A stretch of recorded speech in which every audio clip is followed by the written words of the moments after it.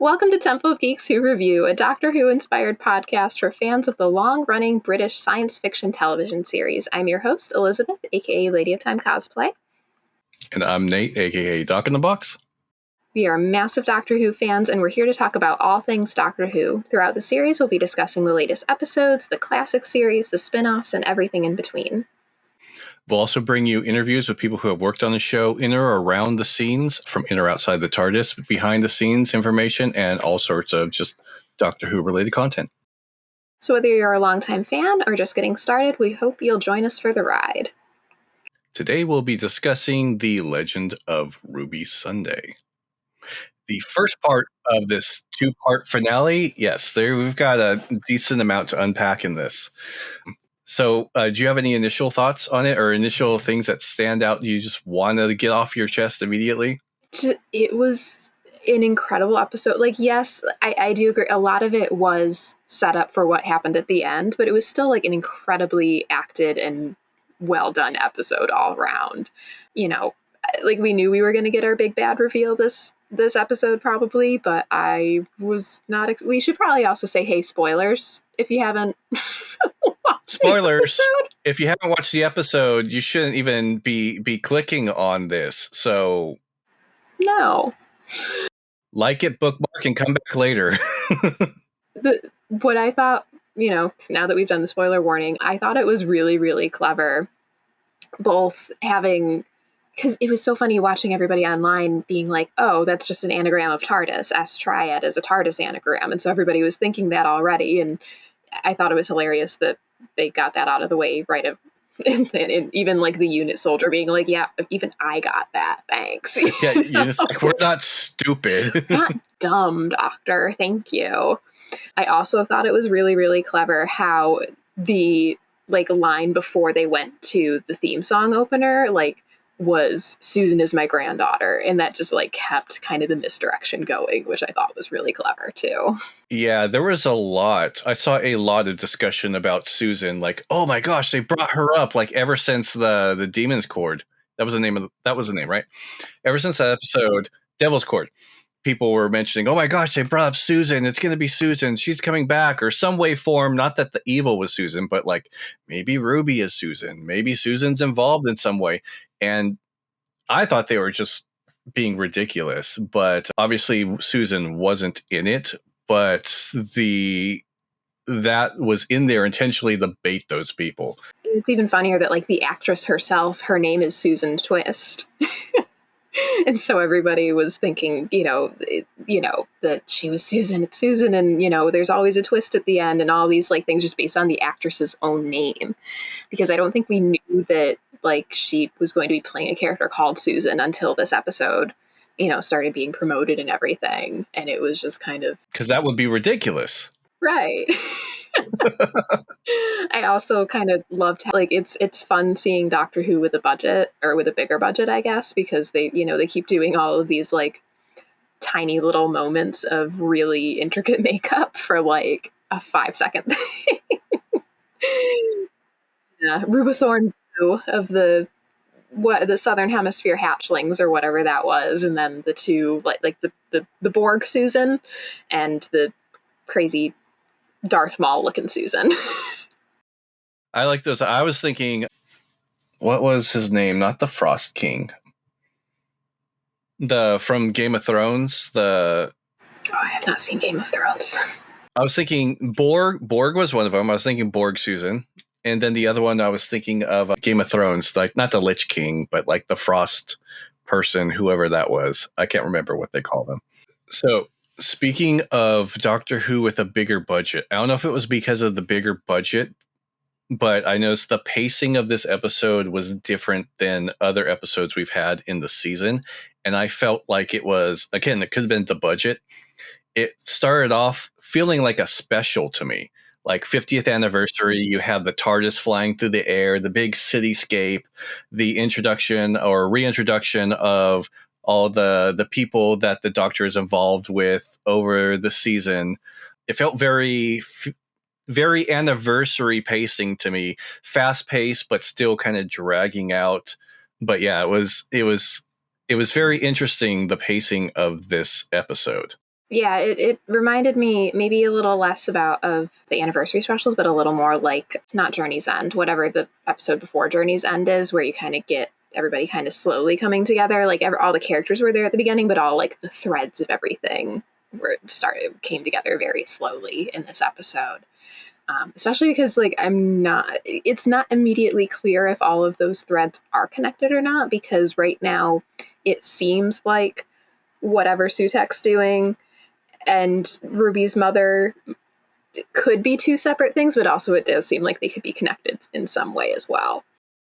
So I have a new theory on that. Knowing certain things, and let's lead with yours. I think that Ruby is a harbinger of the Doctor, because they keep specifically calling out the fact that she was born in 2004. So she was born about a week before 10 would pop up during his little end of time tour, because he went and saw Rose New Year's Day 2005, and then also 2005 is when the Doctor kind of like comes back, both within the context of the show, when the show itself came back, and also kind of when the Doctor comes back to Earth after the Time War and everything. So I'm like wondering if Ruby is a harbinger of the Doctor, kind of like how we've seen the kid with Maestro, and then Harriet and Susan in this episode. So that was one of my theories. So I still am entertaining my theory of Ruby being memory and like a part of the Toymaker, part of his little group or whatever, that she's memory, being a collaboration of the Doctor's memory of themselves and past companions and things like that. But when the big reveal about Sutek, if you didn't miss that already, is so Sutek, everyone's Sutek's enemy, because anyone who is alive could potentially dethrone him or whatever, sees all life as an enemy. If any of you haven't seen it, Liz did a great video talking about the history of Sutek. So if you haven't seen that, I suggest checking that out after this episode, because it's very thorough, goes through the television history and talks about some of the comic book and audio history. Even though some of that might not go into the show canon, I have a feeling that one specific thing will lead into the show. But one of the things was when Sutek, in I think it was a comic, sidestepped into the void to get out of their prison, made a deal with other gods to get themselves out. But in that also was turning on them because they were seen as his enemy also. So my theory, the long way around, is now thinking that maybe the figure, and I've seen that people are talking about, oh, it's a hooded person, it's the trickster, blah, blah, blah. And like, that's a bull. And now I'm wondering if it is. I'm wondering if it's the trickster who planted Ruby to foil Sutek. Not to help the Doctor, not to do anything else, but planted Ruby in the Doctor's path or timeline to foil Sutek for double crossing them after the assistance of getting out of the void. I definitely think there is something. I don't know how many people know this. I just know it because I like to read TARDIS wiki pages and stuff. But originally, part of Rose Tyler's story was going to be that the Doctor had interfered in her timeline to kind of make her the perfect companion. So basically that storyline didn't happen because the person who was supposed to write the episode where that came up was not able to write the episode, and we got Boomtown instead. So I wonder if RTD is going to go back and revisit that idea of like a perfect companion for the Doctor, because she's just ready to go headfirst into danger, you know? So I do wonder if that's something he's going to revisit. I don't love the idea of like the Doctor specifically interfering in somebody's timeline to make a perfect companion, but it would be interesting to see if Russell did something with that idea, but like involving another character. We kind of got that a little bit with like Missy and Clara, because Missy puts Clara in the Doctor's path, but we'll see. I'm hoping that's not the case, I'm selfishly hoping that's not the case, mainly because I've had an idea for something along those lines, not Doctor Who genre. I've had this idea knocking around in my head for something in the fantasy realm that deals with some manipulation to make someone perfect for something. And I hope that's not the case, because it's going to hit really too close if the Doctor did that to groom a perfect companion. So to speak, like, you know what I mean? Yeah, so I just wonder if that's like an idea that he's going to revisit. While we are talking about the trickster and everybody, I did go through that speech that Harriet does just for my own reference to know like if any of these characters had shown up before. And so I'll just run through that real quickly because I thought it was interesting. So she says, the toy maker, the god of games, which we know the celestial toy maker and the giggle. There's the trickster, the god of traps. He's from Sarah Jane Adventures. Feel Which like she I could be a haven't trap. seen the episode. Yep. Could be a trap. I mean, as Morris says, the probability of a trap is 100%. There's Maestro, the god of music, which we got Devil's Chord. There is Reprobate, the god of spite. I could not find any references to that in Doctor Who. There is Mara, the god of beasts, which that is a character from the Fifth Doctor era. Hopefully I pronounced this episode right, and hopefully I didn't mistype it when I was doing my notes, but that character shows up in the serials Kinda and Snake Dance. And the threefold deity of malice and mischief and misery, couldn't find anything about that. They're gods of skin and shame and secrets. Maybe you want to argue Cassandra is a god of skin, but probably not. And then I don't. She was totally human, though. Yeah. totally human, but you know. And then there is Incensor, the god of disaster, and her children called Doubt and Dread. And also couldn't find anything about that. So that might also be Russell setting up some future villains as well. Because I think even because, the Doctor will defeat Sutek in some sort of manner, I'm sure. But I feel like even if he does destroy Sutek or imprisons him again, there's still going to be all of these other big bad characters out there who are connected to the toy maker and connected to this like bigger, more threatening like club of Doctor Who villains that we're getting now. So speaking of defeating and or imprisoning Sutek, my thought also, because Sutek was embedded on the TARDIS, we heard it, and was the first one was it Great Blue Yonder or whatnot? Wild Blue Yonder, yes. Wild Blue Yonder. So again, this man and his little box screwed everything up for yet another Doctor that they have to live through and fix yet again. Stop messing with things. So feeling when Sutek sidestepped into the void, that going to the edge of reality is where they were able to latch onto the TARDIS, and that's when we heard the first groan, was what they were at the edge of reality. Because I did go back because I saw because the Doctor Who social media team had put out a clip compilation, if I could speak, before the episode came out of all the different times that the TARDIS has made that noise, and in Wild Blue Yonder it does that after they almost immediately after they land, so it's not like it's connected to the Doctor doing the thing with the salt and invoking superstition at the edge of the universe. That noise happened before he did all that. So was the episode also actually where the TARDIS left, and what could scare the TARDIS away? That was, and that's the exact line, but that's what they were talking about. And though that clip was great, the social media team did a great job putting that all together and pointing out hey, we've been breadcrumbing this the whole time, and we know you've been asking questions, but you didn't realize it was this much. Which I didn't. There were a couple times when I noticed it, but I didn't realize it accounted that many times. I saw a comment that made me laugh where it was something along the lines of, "Oh, the Doctor's just like me. His car starts making a bad noise and he ignores it, hoping it'll fix itself." So going back to my question is that after the bi-regeneration, they split in two, and then going back to the spoils, the TARDIS split in two. So did Sutek only latch on to one TARDIS? As we have the trailer of the next episode starting with, I'm assuming it's 10.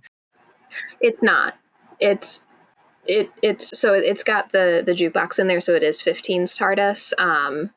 It looks like someone dressed like 10, but it doesn't look like Tennant. It's Harriet, because she's also got that waistcoat thing on. Okay. Like I also think maybe it might be somebody, but also again, I don't want and I don't think that they would bring David Tennant back that quickly. I would hope not, unless, Sutek maybe got control of that doctor. Yeah, because that's a thing he can do. Yeah, mind if control. You haven't seen the Pyramids of Mars, Sutek was able to control the doctor, not only like normally, but was able to like project his influence into the doctor, even as the doctor like went into the TARDIS and flew the TARDIS to Mars. So Sutek can infiltrate the TARDIS, yes. Yeah. So he's scary. So yeah, are there two of them? And if they do or is that like a thing that they're just gonna not talk about until Sutek comes back later? That you vanquished this half, but haha, I doubled over here too. Who knows? That's just a thought.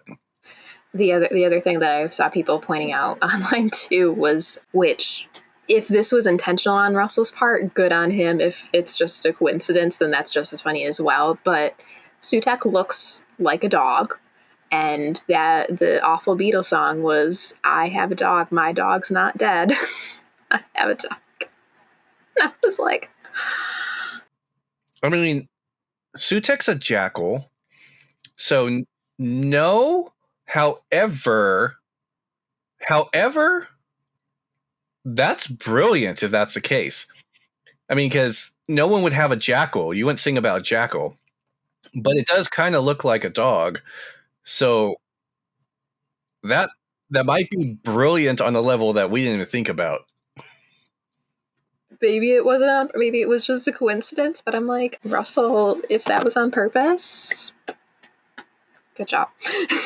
I'm sure there's going to be a lot of those things that we'll see, like because a lot of times when you go back and rewatch Doctor Who, no matter who's the showrunner, no matter who's writing, you always see clues that you didn't really catch on to at first. Kind of like in season 4, I didn't realize how many times they were mentioning the lost planets in all of the other episodes until it got brought up. Or, the only water in the forest is the river in The Doctor's Wife, kind of thing. So I'm sure there's other clues kind of scattered throughout that will, I will definitely be rewatching the entire season once everything's out.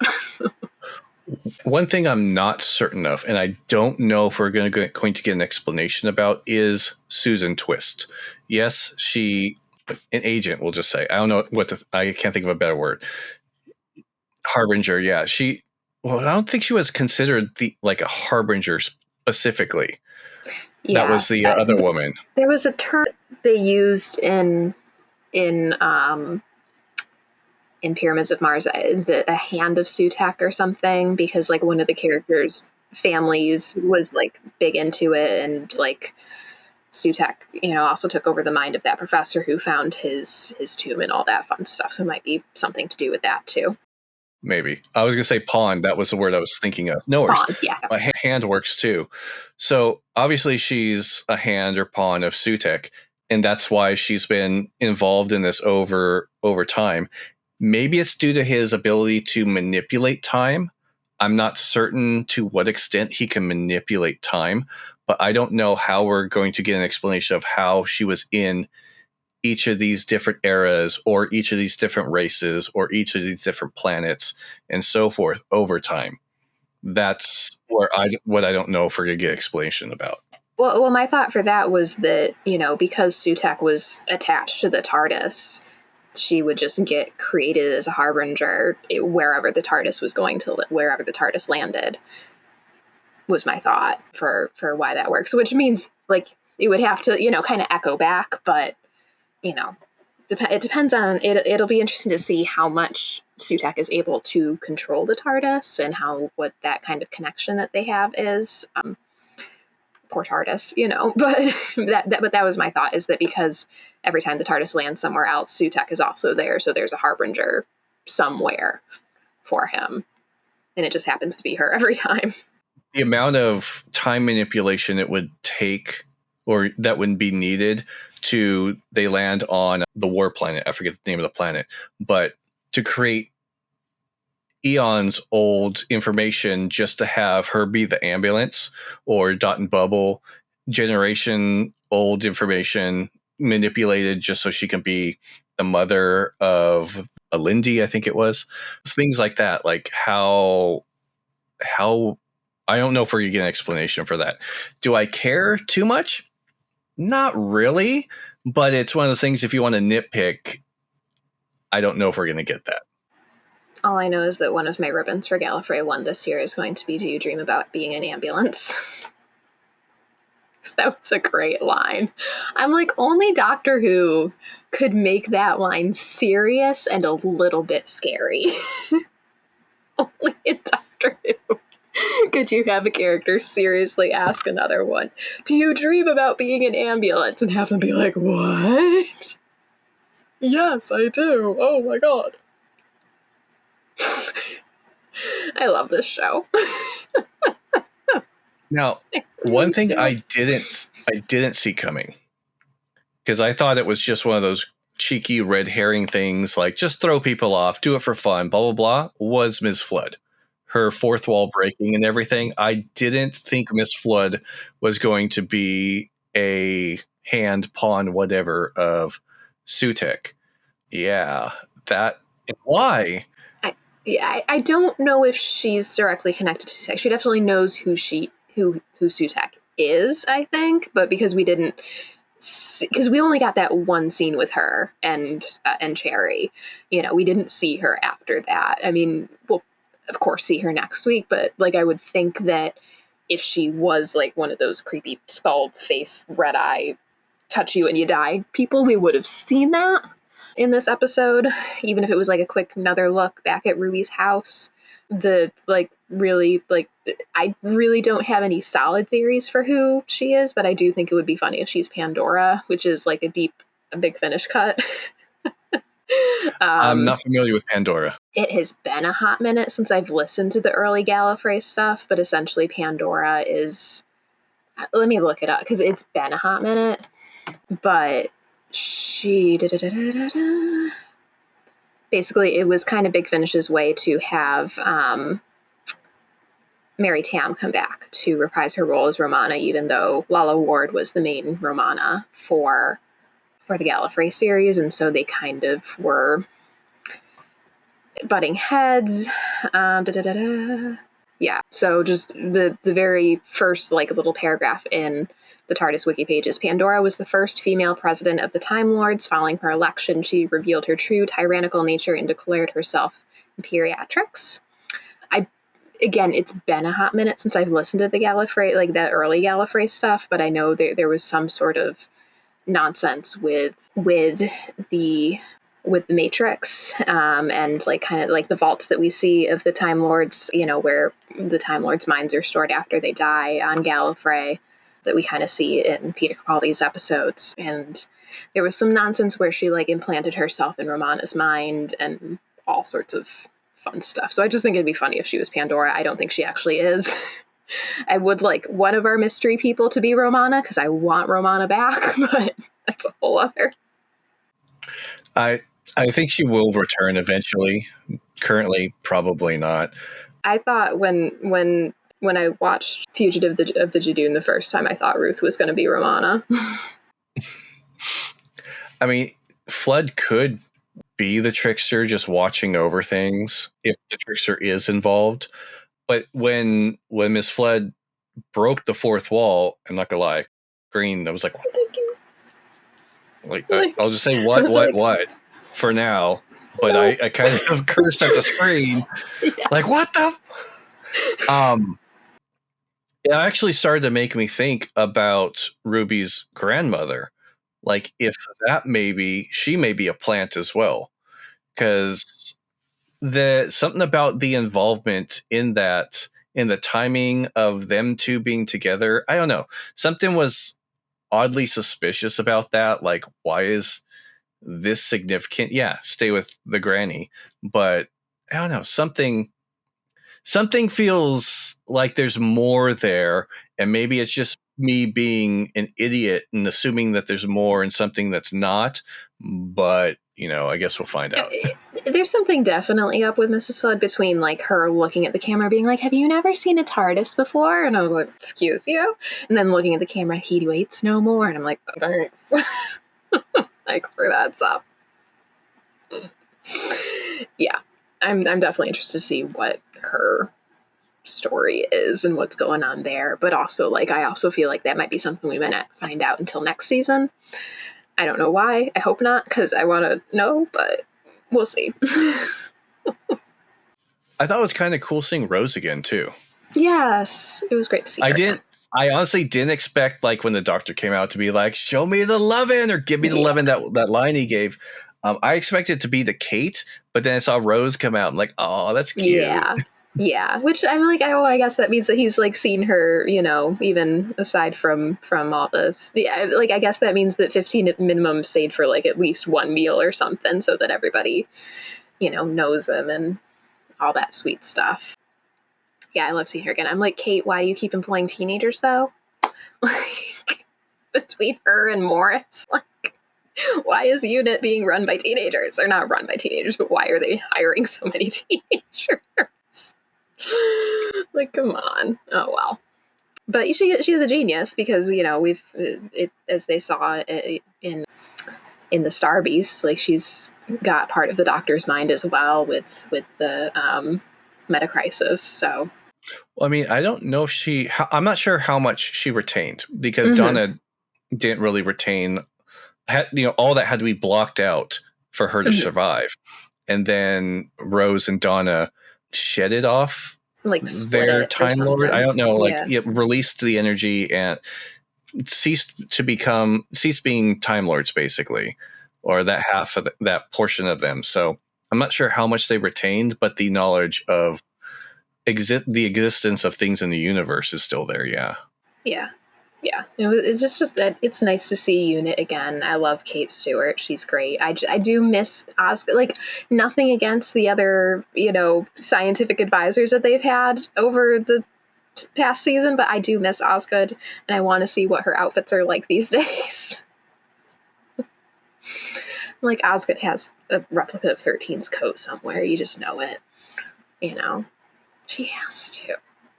She's probably wearing the outfit that the Master wore. Yes, exactly. And, and there's two of them technically now, too. So there's that as well. So, who knows what they're up to.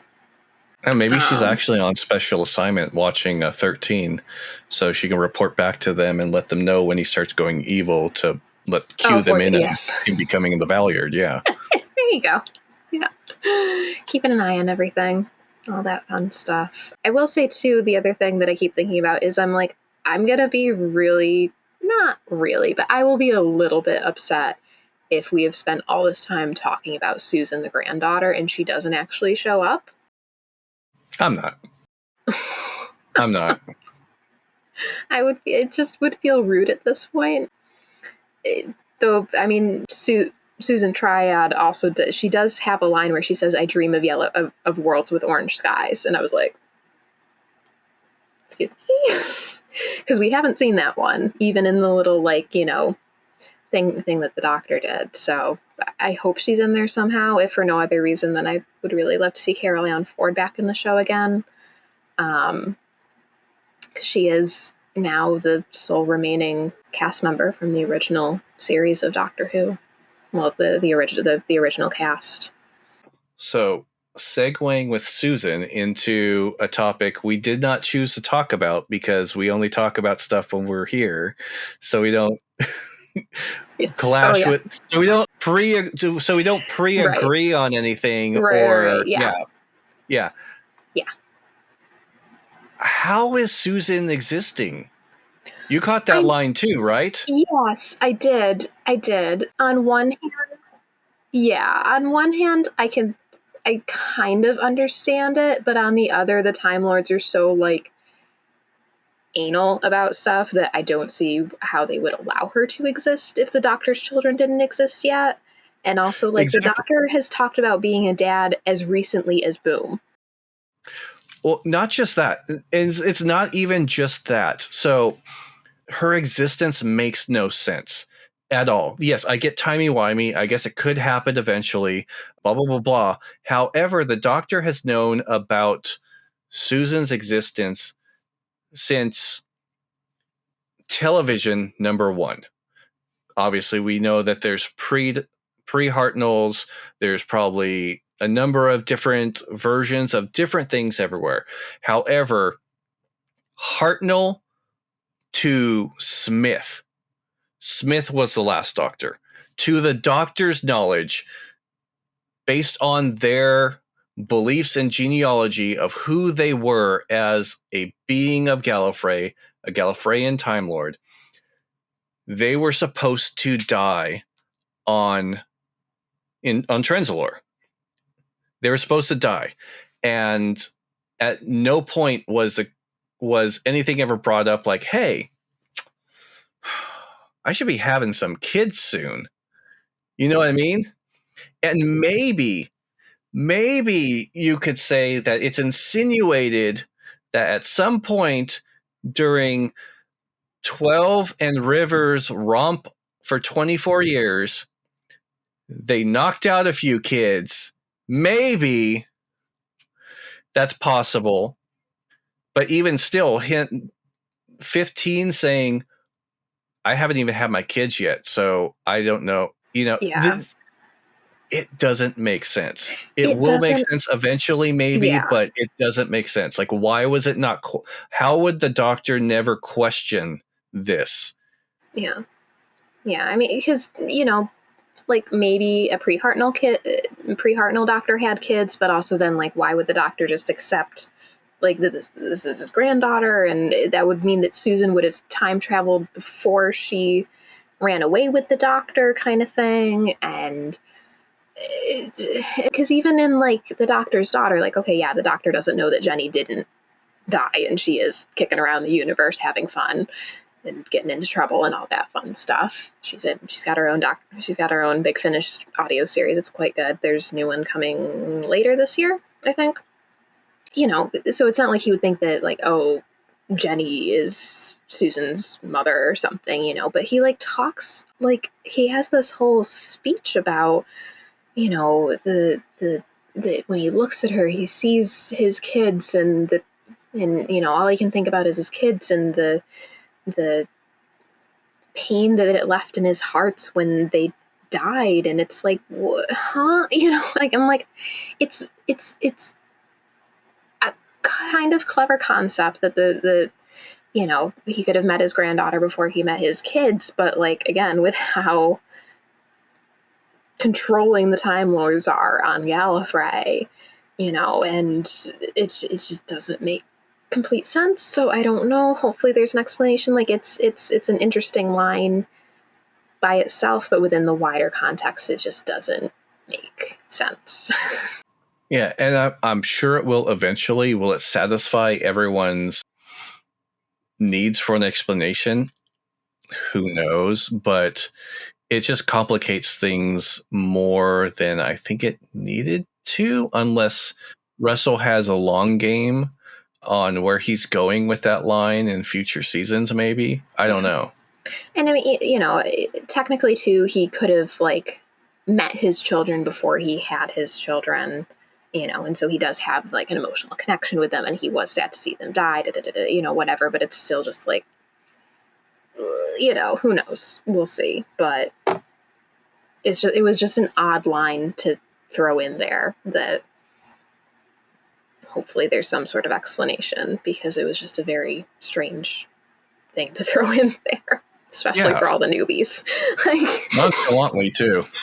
Yeah, I don't know. Yeah. But like overall, like the performances in this episode were absolutely amazing. Did you have any like standout moments or performances for this one?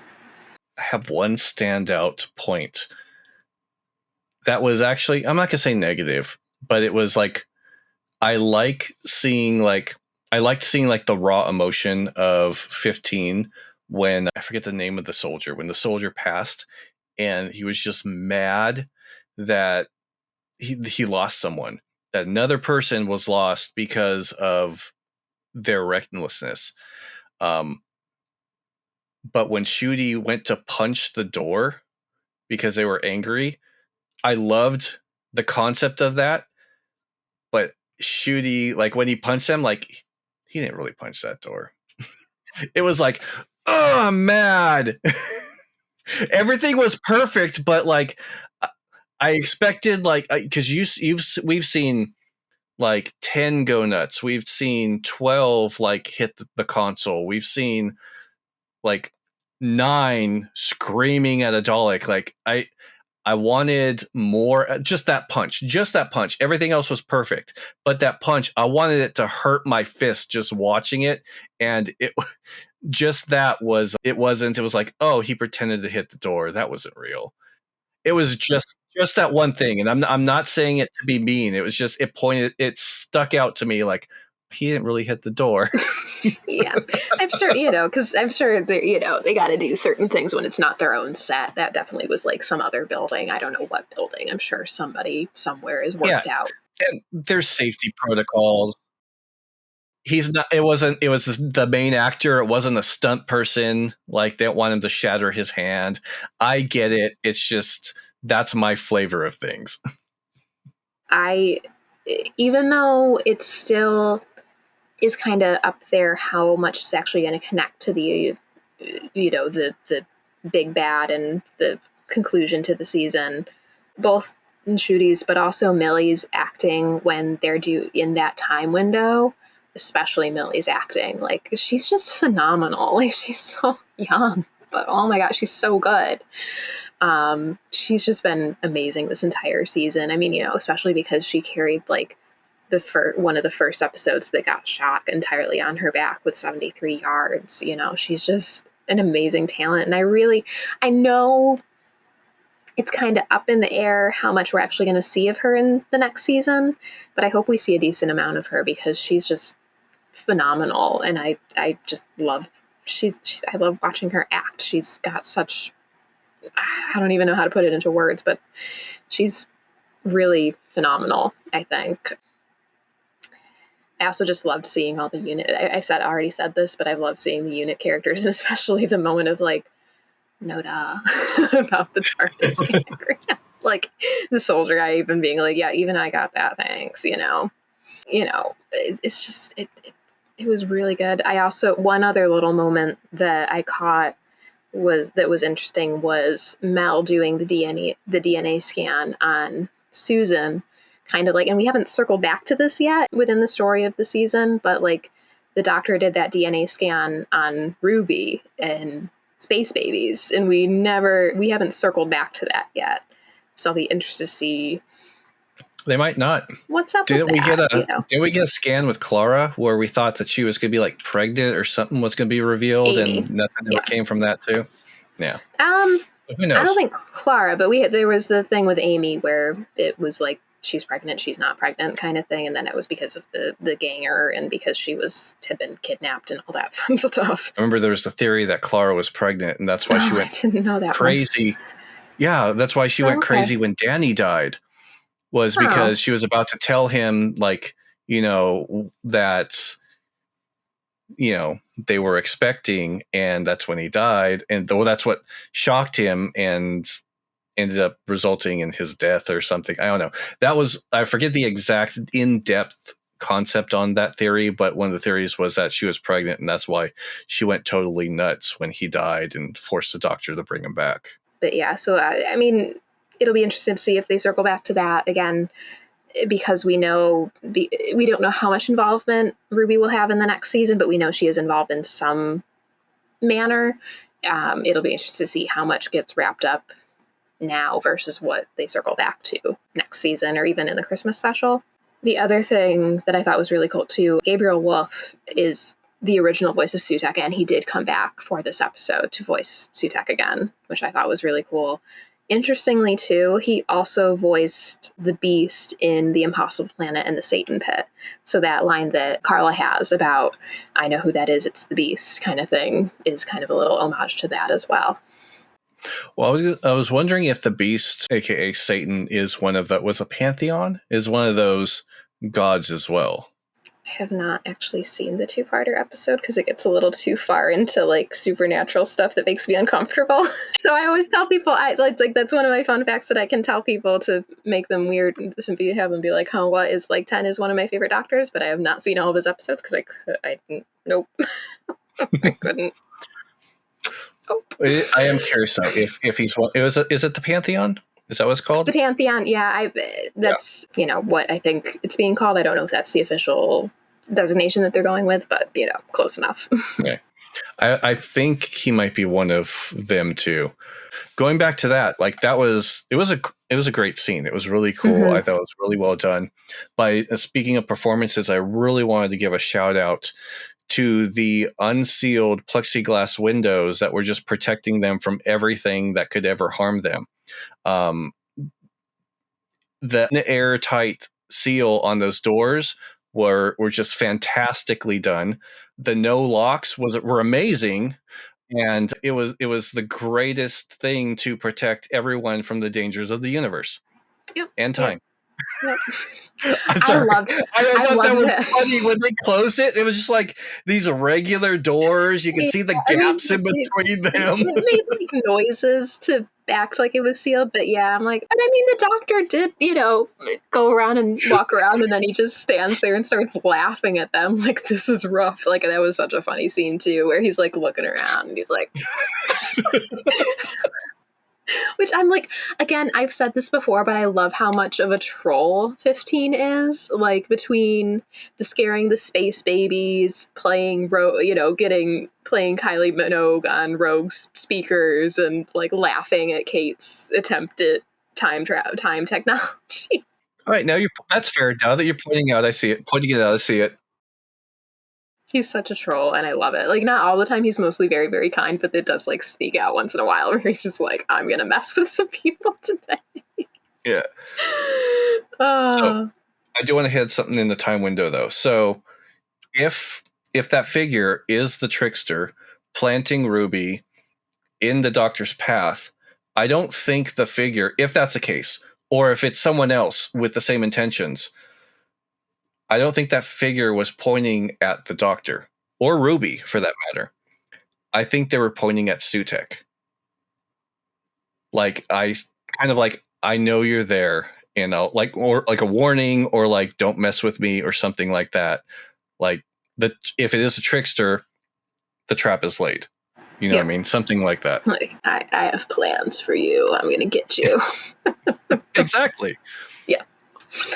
One of the other things that I didn't realize when I was like looking at the credits to see who would voice Sutek and then look up if that was the original actor, and it was indeed. I also didn't realize that Nicholas Briggs is the Flinks. Yes. I was going to mention that too. Like, I'm just going to get there. That's great. I'm like, oh, good. Even though they haven't done Daleks yet, Nicholas Briggs is still there. He still has work. You need a robotic voice? Yes. I'm your man. Exactly. And I'm like, if they're not doing a Unit TV spinoff, I'm sure he will be using him in the audios once they're allowed to do so. Just like Susan Twist, you need an older woman for the show? Got you. I got you. I'll do every episode you got. I'll be any background character you want.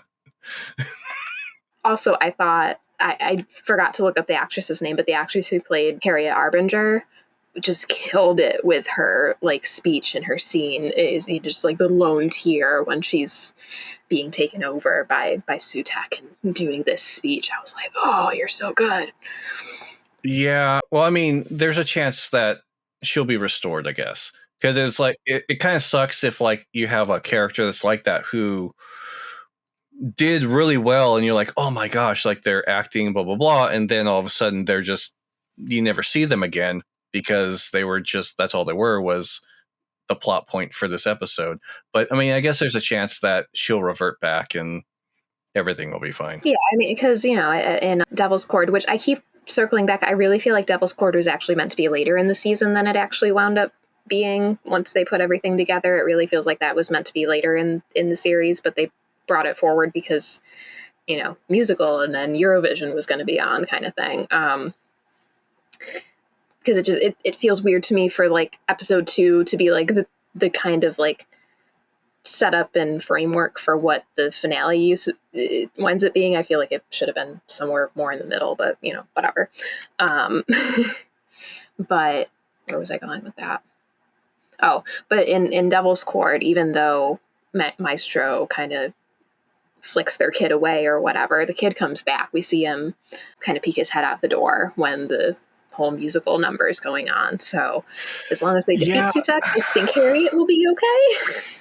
And maybe, I don't know. Okay, we'll see. Maestro was a weird case though, because they defeated Maestro, but they've defeated Maestro after they had already gotten rid of music for X amount of years. But defeating Maestro just fixed the entire timeline. Like they were never there. So I still don't really get that part. Like how just defeating them fixed everything prior to that date that they've already meddled with. I don't know. I think the kid coming back was kind of showing that even more so, like, oh, everything's healed and back to normal. And no one dies in Disney except, unit guards. Except unit guards and moms.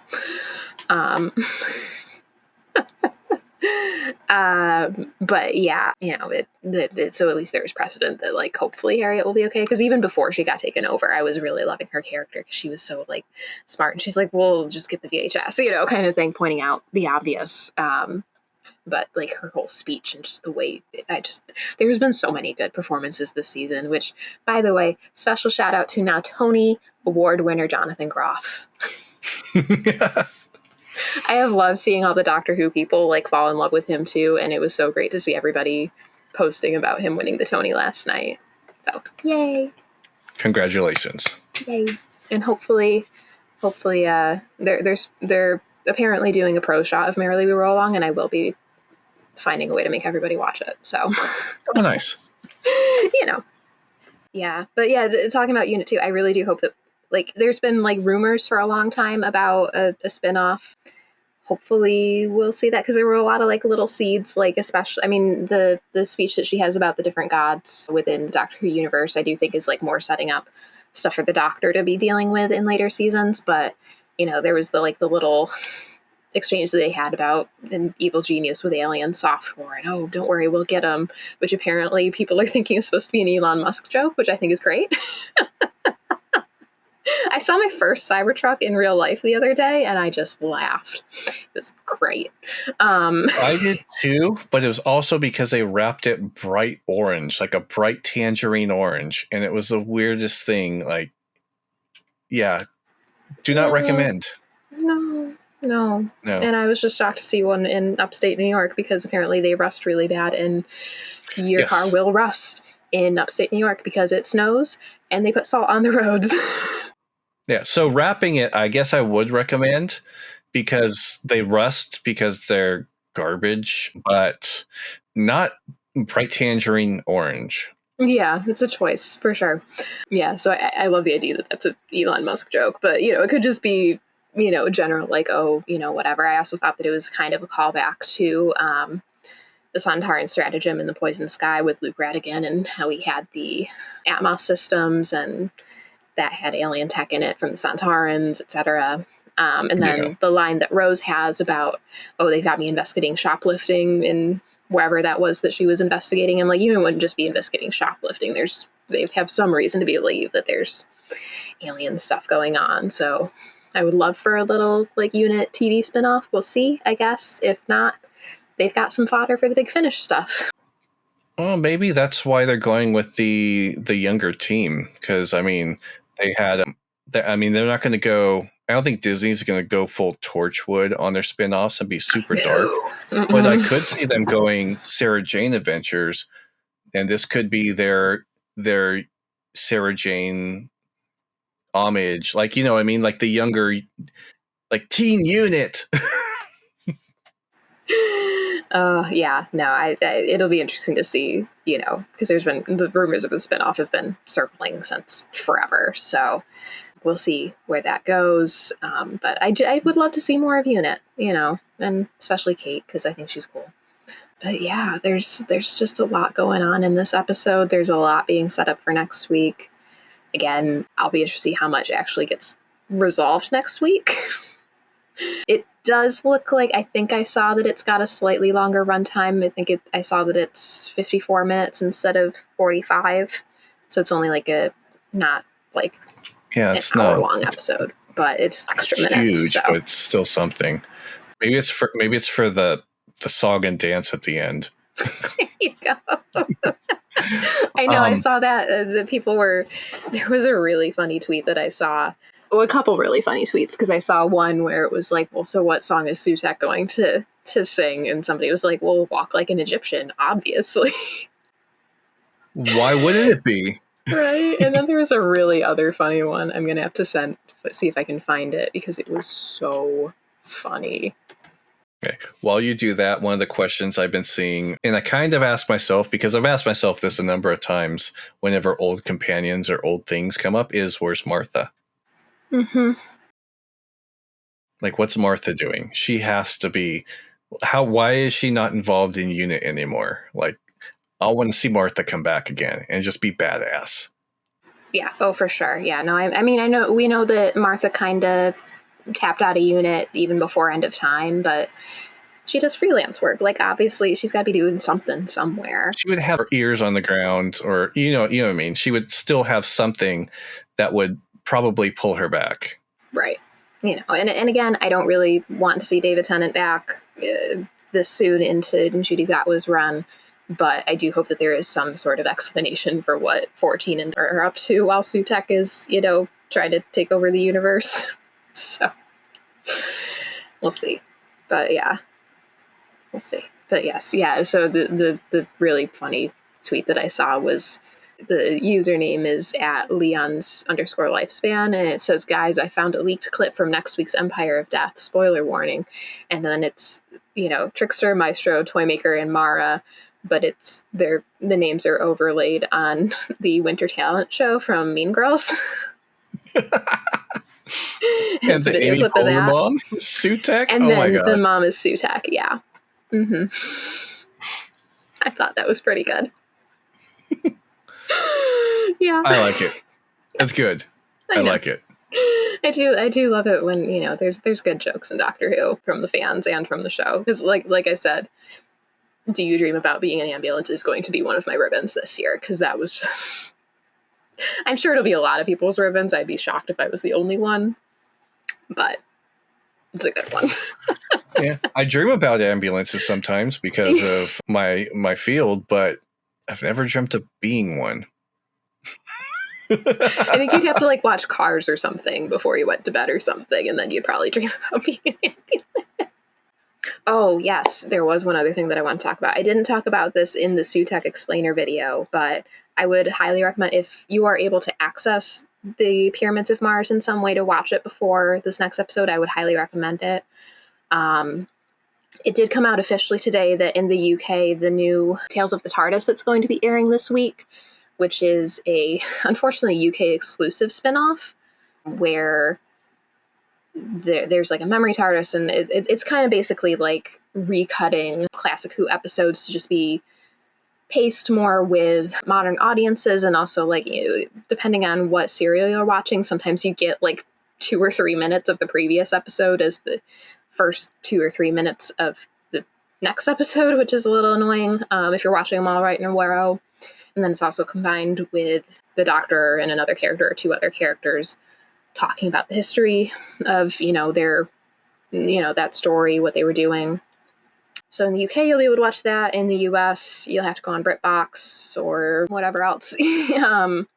But I would definitely recommend watching it. It's a really good serial. There is a bit of, you know, how do I want to put there is a little bit of it being a product of its time. But one thing that I found very interesting is there is a scene that is directly paralleled in The Devil's Cord, where Sarah Jane says to the doctor, like, well, why can't we just leave? Because we know the world didn't end in 1911 because I'm from like 1980, whatever. And, and so the doctor takes her back and he's like, well, if you want to get off here, you can. And he opens the doors and it's a wasteland because if they don't help, then Sutekh wins.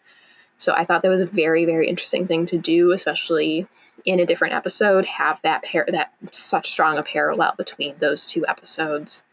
But yeah, I'd recommend watching. It was a really good episode. Like I said, it does have some products of its time.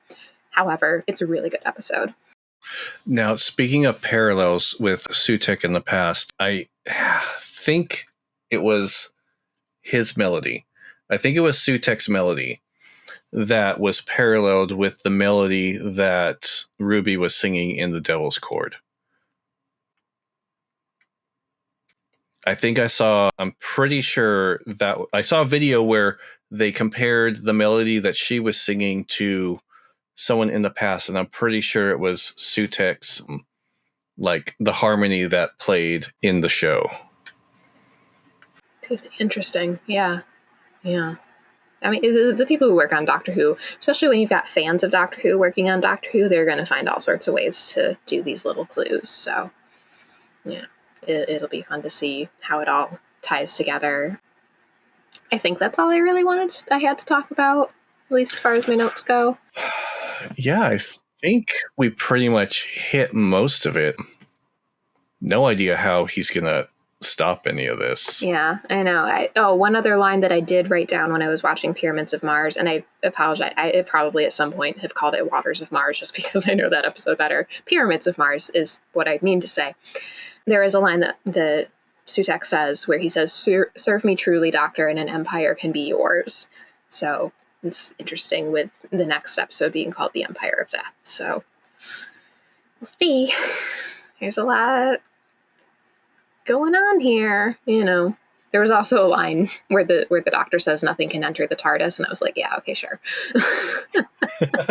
Sure. And Sutech's like, you I'm keep telling here. yourself that. You keep telling yourself that.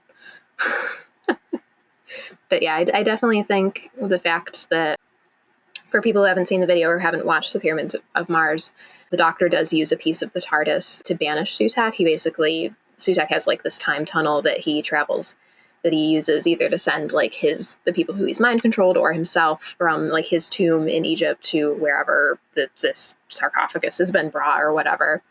And the doctor uses a part of the TARDIS to shift the threshold of that tunnel to the far future, thinking that is going to mean that he'll never be able to get out of the tunnel and he'll just age to death in that tunnel. So I do think that the doctor using a piece of the TARDIS to trap him is going to come into play, but we'll see.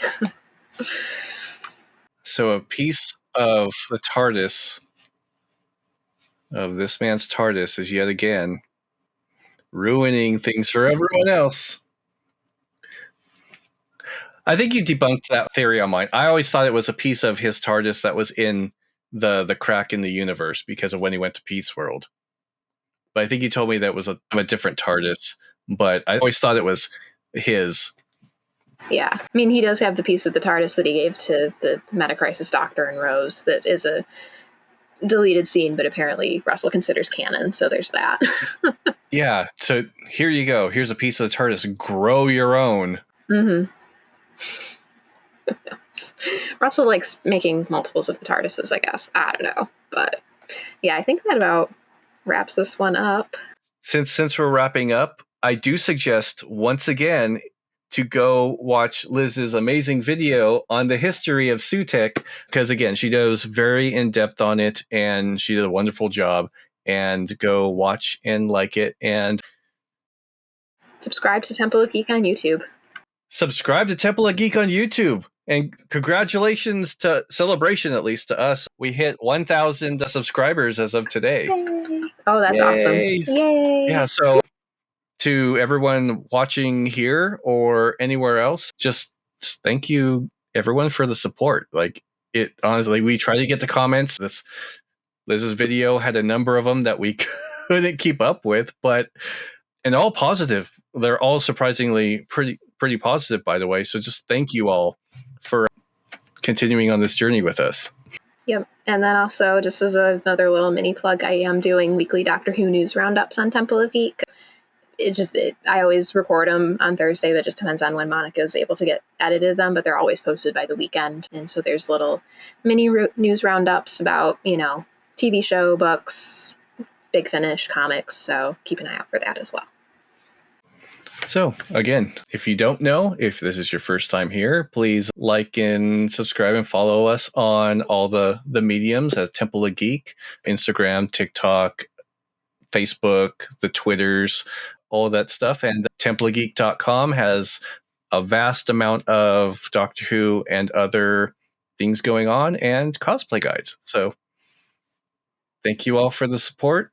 Comment what you need, and finale's coming up. I know. Get ready and stay off the internet if you haven't watched it. You're responsible for your own, yes, people should be putting spoiler warnings on things, but also you are a little bit responsible for your own experience online. So, say that. Be safe out there. Yes. Stay off the internet until you've seen it, because, oh boy. Yeah, I'm assuming the internet's going to blow up after this one. In some way, in some form or another, there's going to be a lot of Doctor Who content, and there's going to be a lot of talk. Oh, yeah. All right. Thanks for listening, everybody. Bye. We'll see you guys at the end.